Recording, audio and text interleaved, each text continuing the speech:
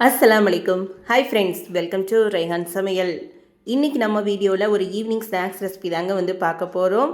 வீட்டில் இருக்கிற இட்லி மாவு வச்சு ஒரு காரசாரமான போண்டா ரெசிபி தான் பார்க்க போகிறோம். வீட்டில் இட்லி மாவு மட்டும் இருந்தால் போதும், 10 நிமிஷத்தில் இந்த போண்டா செஞ்சிடலாம். வெளியில் நல்ல கிறிஸ்பியாகவும் உள்ள நல்ல சாஃப்டாகவும் இருக்குங்க.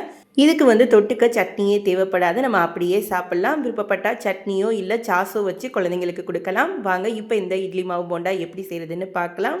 நம்ம சேனலில் புதுசாக பார்க்குறவங்களா இருக்கீங்கன்னா மறக்காமல் சப்ஸ்கிரைப் பண்ணிக்கோங்க. இட்லி மாவு போண்டா செய்கிறதுக்கு ஒரு பவுலில் ஒரு 4 கரண்டி அளவுக்கு நான் இட்லி மாவு எடுத்துக்கிறேங்க.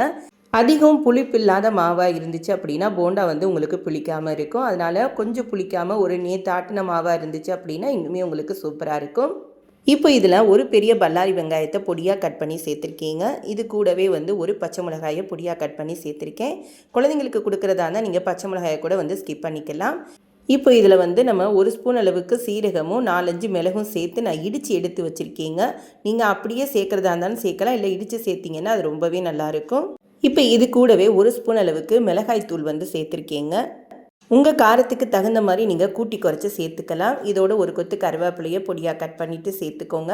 கொஞ்சம் போல் கொத்தமல்லி தலைகளும் பொடியாக கட் பண்ணி சேர்த்துருக்கேன். இப்போ இதுக்கு தேவையான அளவுக்கு உப்பு சேர்த்துக்கலாம். ஏன்னா இந்த வெங்காயம்லாம் சேர்த்துருக்கிறனால ஆல்ரெடி நம்ம மாவுலேயுமே உப்பு சேர்த்துருக்கோம், பார்த்துட்டு சேர்த்துக்கோங்க. இப்போ இது கூடவே 1 ஸ்பூன் அளவுக்கு ரவை சேர்த்துக்கிறேன்.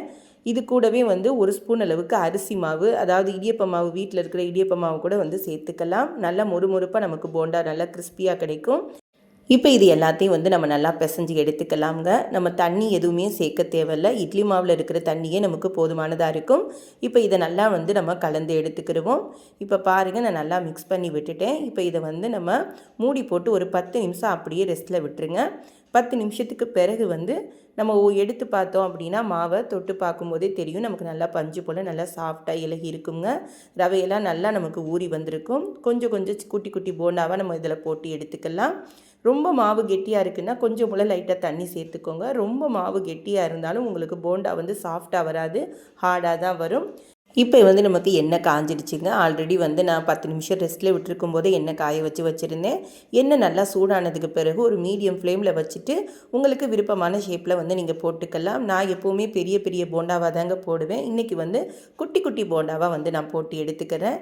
பிள்ளைங்க எடுத்து சாப்பிடும்போது அவங்களுக்கு ஈஸியாக இருக்கிற மாதிரி. பெரிய போண்டானா பிச்சு சாப்பிடணும், இதுனா நம்ம அப்படியே சாப்பிட்டுக்குவாங்கங்கிறனால ஒரே மாதிரி நம்ம குழந்தைங்களுக்கு கொடுக்குறோம் அப்படின்னா அவங்களுக்கு அலுப்பு தட்டிடுங்க. இந்த மாதிரி நம்ம குட்டி குட்டியாக போண்டா போடும்போது அந்த குட்டி குட்டியாக பார்க்கும்போதே பிள்ளைங்க அட்ராக்ட் ஆகிடுவாங்க.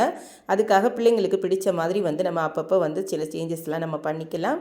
மாவு போட்டு கொஞ்சம் நேரத்தில் எதுவுமே பண்ணாதீங்க. ஒரு 2 நிமிஷத்துக்கு பிறகு ஒன்று ஒன்றா கிளறி கொடுத்துட்டு 2 சைடுமே நல்லா திருப்பி திருப்பி போட்டு நல்லா கோல்டன் ப்ரௌன் ஆகணுங்க. அந்தளவுக்கு நம்ம நல்லா வேக விட்டு எடுத்துக்கிறணும். இப்போ பாருங்கள், நமக்கு நல்லா கோல்டன் ப்ரௌன் ஆகிடுச்சு. இப்போ நம்ம போண்டாவை எடுத்துக்கலாம்ங்க. குட்டி குட்டியாக சூப்பராக நமக்கு இட்லி மாவில் போண்டா ரெடி ஆகிடுச்சு. இட்லி மாவு இருந்தால் போதும், டீ போடுற நேரத்துலேயே இந்த போண்டாவை சூப்பராக செஞ்சிடலாமுங்க. பக்கத்துலேயே நான் டீயும் தான் போட்டுட்ருக்கேன். டீயோடு இந்த போண்டாவை சேர்த்து சாப்பிட்றதுக்கு ரொம்பவே சூப்பராக இருக்கும். இப்போ நெக்ஸ்ட் பேஜுமே போட்டு அதுவுமே நல்லா கோல்டன் ப்ரௌன் ஆனதுக்கு பிறகு நான் எடுத்துக்கிறேங்க. ஸ்கூல் விட்டு வர்ற பிள்ளைங்களுக்கு நம்ம 10 நிமிஷத்தில் இந்த ஈவினிங் ஸ்நாக்ஸ் செஞ்சு கொடுத்துடலாங்க. இட்லி மாவு நம்ம ஒரு 4 கரண்டி மாவு தாங்க போட்டோம். இதுக்கு ஒரு தட்டு நிறைய நமக்கு போண்டா கிடச்சிருக்குதுங்க. பார்க்கவே போண்டா நல்லா மொறுமொறுப்பாக நல்லா கிறிஸ்பியாக வந்திருக்குங்க. ரவை அரிசி மாவுலாம் சேர்த்துருக்கிறதுனால ரொம்பவே நமக்கு போண்டா கிறிஸ்பியாக இருக்கும். இப்போ ஒரு போண்டா எடுத்து நான் உங்களுக்கு பிச்சு காட்டுறேன் பாருங்கள். வெளியில் நல்லா கிறிஸ்பியாகவும் நல்லா மொறுமொறுப்பாக, உள்ள நல்லா பஞ்சு போல் நல்லா சாஃப்டாகவும் இருக்குங்க. காரசாரமான இந்த போண்டா கூட டீயை வச்சு குடிக்கும்போது பார்த்திங்கன்னா செம்ம டேஸ்ட்டாக இருக்கும். இந்த போண்டாவுக்கு தொட்டுக்க நீங்கள் தேங்காய் சட்னி வச்சும் சாப்பிட்லாம், இல்லை குழந்தைங்களுக்கு பிடிச்சமான சாஸ் வச்சும் கொடுக்கலாம். இட்லி மாவு போண்டா நமக்கு காரசாரமாக இருக்கிறதுனால நீங்கள் அப்படியே கூட சாப்பிட்லாம். சட்னி சாஸ் எதுவுமே தேவையில்லைங்க. இந்த இட்லி மாவு போண்டாவை நீங்களும் உங்கள் வீட்டில் ட்ரை பண்ணி பாருங்கள். ட்ரை பண்ணி பார்த்துட்டு உங்களுடைய ஃபீட்பேக்கை நம்மளோட ஷேர் பண்ணிக்கோங்க.